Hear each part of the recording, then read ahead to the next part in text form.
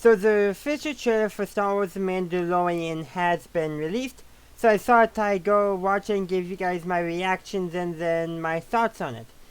If you watched my book club video today, you'll know that I do have a soul that is affecting my pronunciation of certain letters.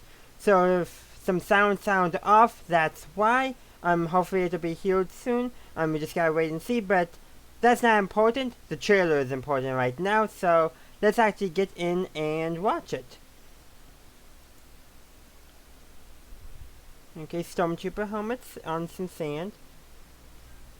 That's probably the Mandalorian. Ooh, helmets on pikes. Not expecting that at all. Was not expecting that. Okay. Ooh, neat ship. That. I wonder what planet that is, but it looks beautiful. That reminds me of a lot of a location used in for a promo for a possible game.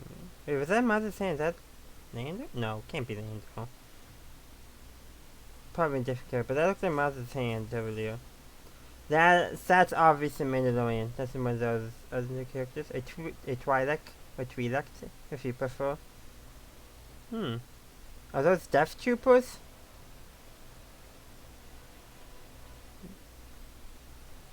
November 12th.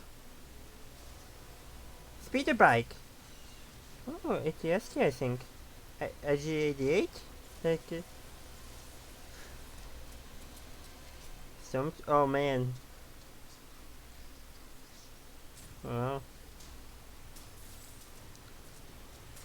Okay, that was ooh, Cooper, Carbonite.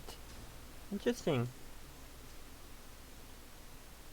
That armor looks a bit red. Ooh, neat logo. Mandalorian's in there.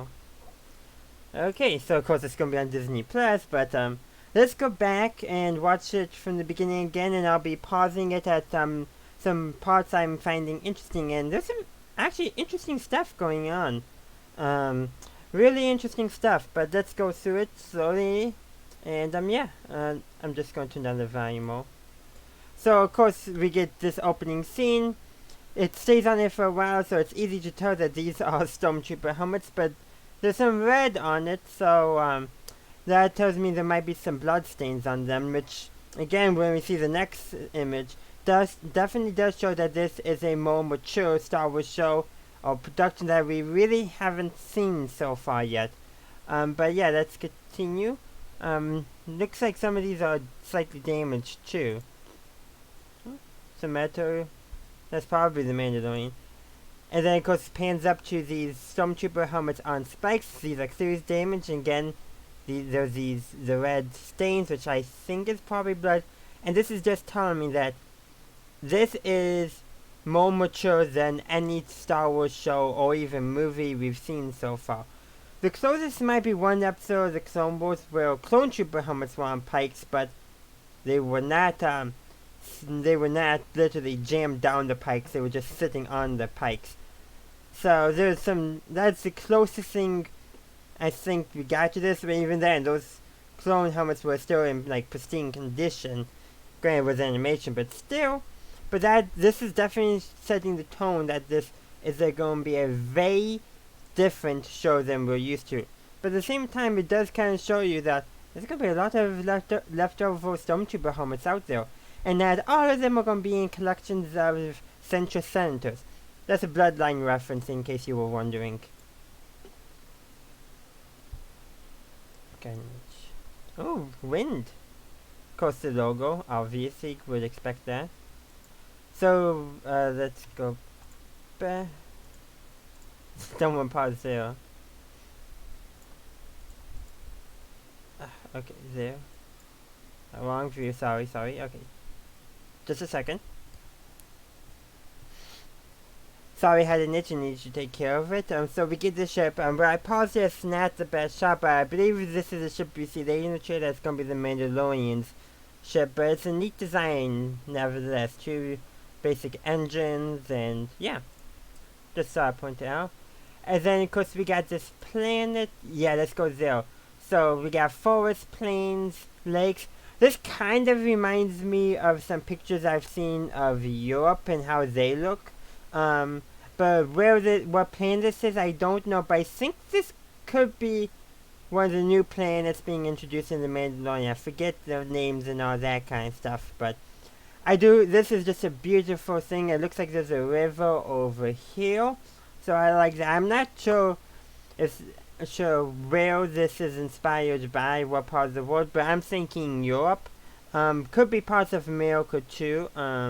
Especially I think no, especially the Pacific Northwest, or maybe just the or just the northern part of the U.S. But yeah, it's just beautiful here. It just is a beautiful planet, and I really do like that. Trees, grass, rivers, lakes, just very nice to see. So we get this shot. So actually, this right here kind of reminds me, there was a rumor, or actually not a rumor, but an image of a production shot for a potential video game that was ended up being cancelled by EA. But that image and this image here has a very similar architectural designs. I wonder if that could have been some inspiration. I forget what studio was developing that game, but it got cancelled ages ago, way before Fallen Order was even released. But it's basically this image is making me think of that. And then we got an ship here, and this kind of reminds me a little bit of a U-wing, so could it be a beefed up U-wing? I don't know, or it's just some new ship. And this is the Mandalorian ship, and the Mandalorian's ship, and there's the Mandalorian.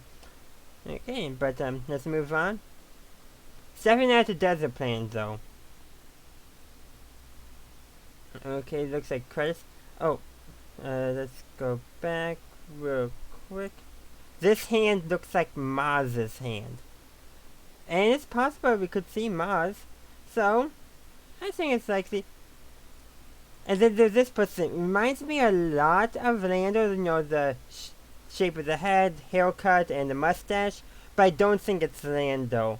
But if it is, man, that's a twist I was not expecting. But I don't think it is. The eyes seem off. And there's no cape.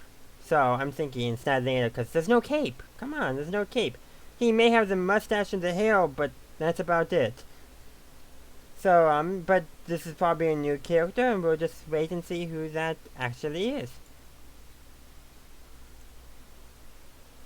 And also, it didn't have Brady Williams' smile at all, which all people who've done Lando can hopefully imitate, so definitely not. But, I think this is a planet we saw earlier, but lots of, canyons and that stuff, so I'm curious.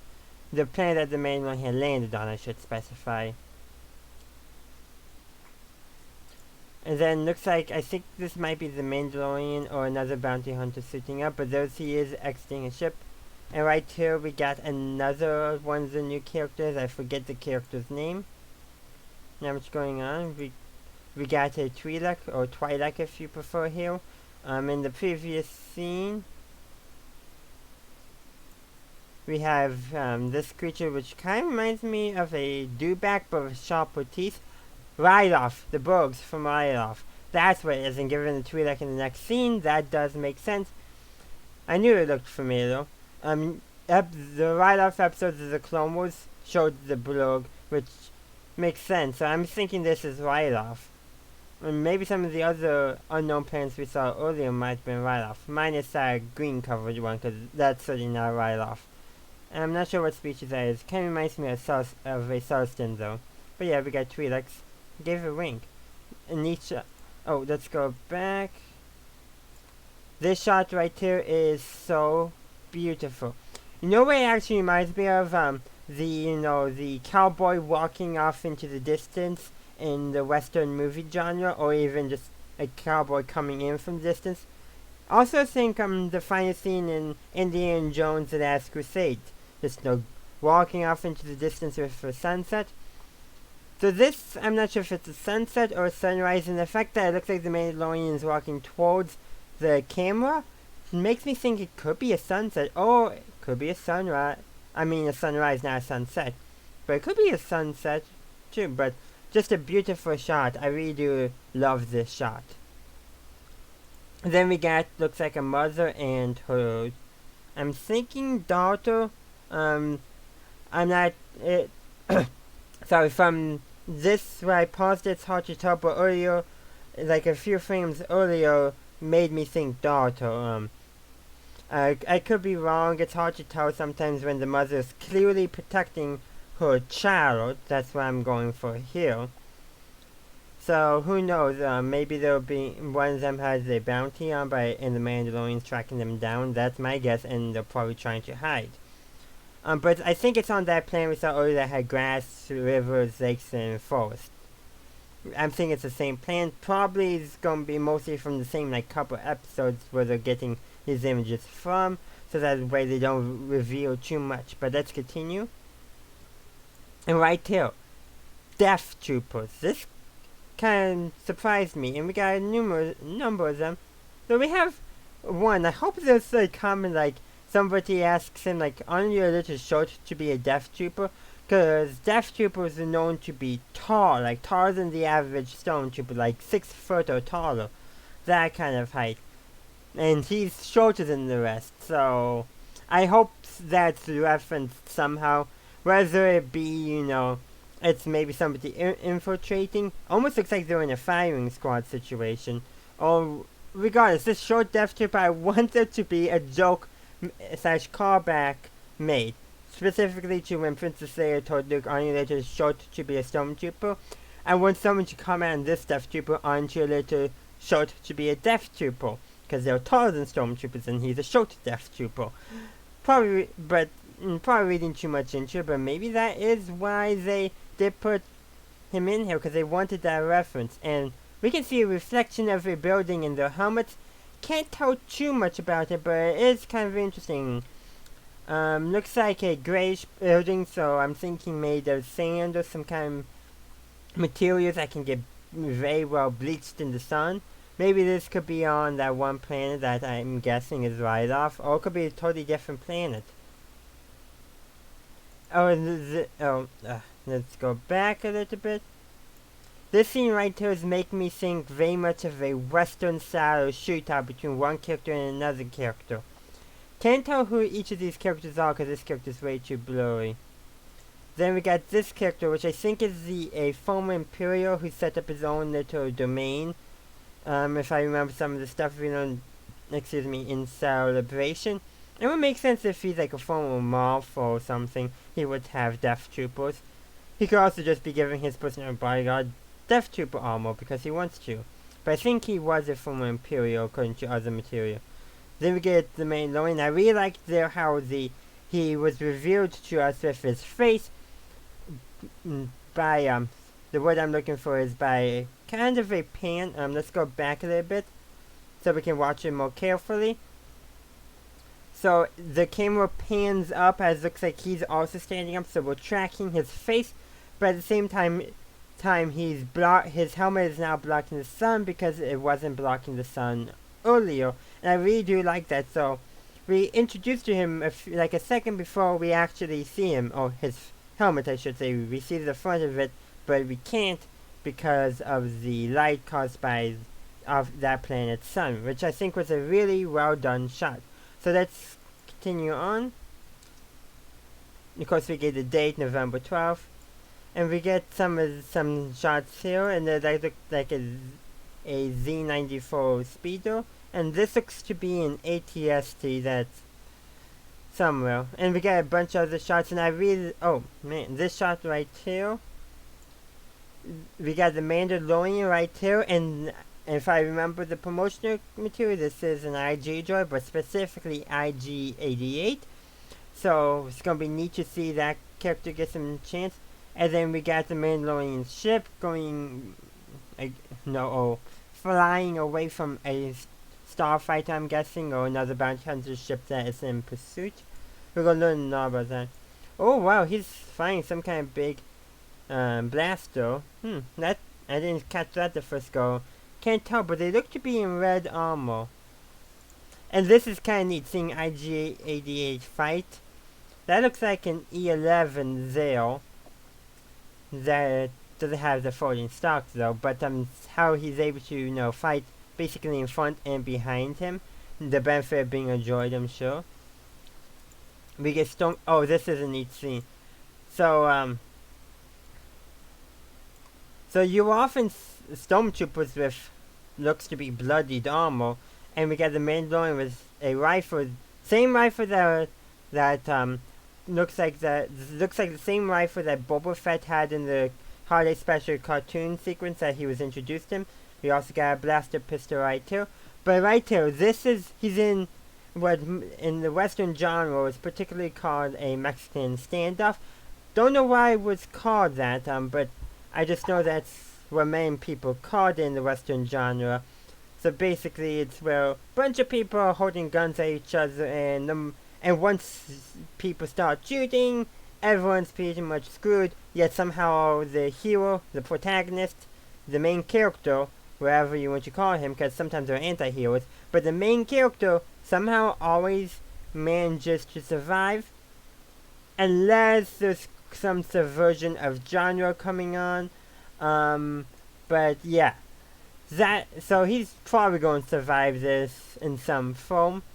But we can take note that his armor, he has a Mandalorian helmet and a Mandalorian chestplate and other parts, but it's clearly been different paints, so it's probably not one complete set of armor, probably taken from numerous Mandalorians. But this I find a very neat scene because he's being put in impossible odds. But as the main character, he's probably going to come through. Or will he? We gotta wait and see. But this could be when that one Imperial, or former Imperial I should say at this point in the timeline, is contacting him. That's my guess. I don't know, but I can speculate responsibly. I should probably read. Okay, that's a neat line right there. But yeah, not much to talk about here, but he's obviously hand fighting. This is a brutal scene, and there's a reason why it goes to black, obviously. But that's just, I think, was done mainly to show us the skill of the Mandalorian. And then, this is carbonite. We got at least 4 right here, so obviously, the Mandalorian, because this looks like him, likes to put his captures in carbonite for transport. Well, it does save on having to need for holding cells. Can't tell who that is or who that is. Probably a character we don't recognize, but definitely in binders. So they do not have, how Han had his hands up like this when he was frozen. Even though he was in binders when he was put in carbonite. When is it going why they chose to do it this way? I'm curious. But I feel like we've seen this species before. It looks maybe like a weak way. That's my guess that this is a weak way. I don't know. What if it's Hondo? Oh man, that would be hilarious. I don't think so, but who knows? Who knows for sure? But I think it is a weak way. Probably not Hondo, but definitely a weak way, to say the least. That one has a green light on it. Interesting.